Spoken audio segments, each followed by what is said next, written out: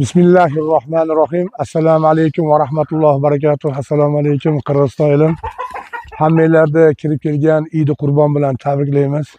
Mana Aravon Saxovat guruhi yana o'z ishlarini davom ettirmoqda.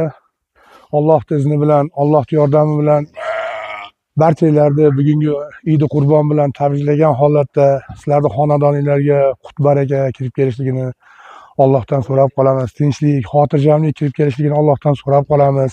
Alloh subhanahu va taolo butun yurtimizni tinchlikda, omonlikda qilsin. Alloh subhanahu va taolo yurtimizda saxiy boylarni ko'paytirsin. Shu saxiy boylardan ba'zi birlarini mana inshaalloh quvvonlik uchun bergan qo'ylarini hozir qo'chqorlarini so'yish marosimida turibmiz. Inshaalloh mana bittasini so'ydik. Mana ikkinchisi tayyorgarlik qilinyapti va yana uchinchisi ham tayyor bo'lib turibdi. Xudo xolasa inshaalloh bu qurbonlik qilgan birodarlarimizdan Alloh rozi bo'lsin. Elimizni o'ylab shu kambag'allarga, kam ta'minlangan oilalarga tarqatinglar, shu go'shtlarni yetkazib beringlar deb mana 3 ta birodarimiz 3 ta qo'chqor berdi. Alloh ulardan rozi bo'lsin. Alloh subhanahu va taolo ularning moliga, joniga baraka bersin. Alloh hammamizni ham shunaqa qurbonlik qilishliklarga, ehsonlar tarqatishliklarga Alloh qodir qilib qo'ysin. Payg'ambarimiz sollallohu alayhi vasallam aytadilar, ehsonni mukofoti ehson degan.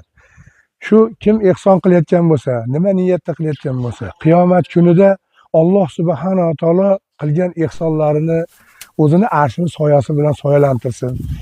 Bularning moliga, joniga Alloh taolo barakot bersin. Alloh subhanahu va taolo har ishda, mana shunday ishlarda sobit qadam qilib qo'ysin. Alloh taolo dinimizdan adashtirmasin hech kimimizni. Aziz yurtdoshlar, yana kimda kim qurbonlik beraman deyotgan bo'lsa, yo menda go'sht bor degan bo'lsa, yana takrorlab o'tamiz. 0552 bilan 305 nomeriga murojaat qilsanglar bo'ladi. Inshaalloh sizlarning qurbonliginglarni, go'shtlaringlarni, ehsonlaringlarni o'z egalariga inshaalloh yetkazib berishadi. Alloh hammanglardan rozi bo'lsin. Bismillahirrohmanirrohim. Alloh subhanahu va taolo shu qurbonlik qilayotgan birodarlarimizni nimaiki talab maqsadlari bo'lsa, talab maqsadlarini o'zing yetkazgin Allohim. Alloh subhanahu va taolo shu qurbonlik qilgan bandasiga Alloh taolo qanaqa mukofotlar yozgan bo'lsa, shu mukofotlarni ziyodasini bergin. Alloh subhanahu va taolo bularning oilasiga tinchlik, xotirjamlik kirgizgin Allohim. Allohim barakatli xonadonlardan bo'lishini Alloh nasib etsin. Doimo shu elimizni o'ylab, shu kambag'allarimizni o'ylab qurbonlik qilishlikka, ehsonlik qilishlikka Allohim bularni doimo qodir qilgin.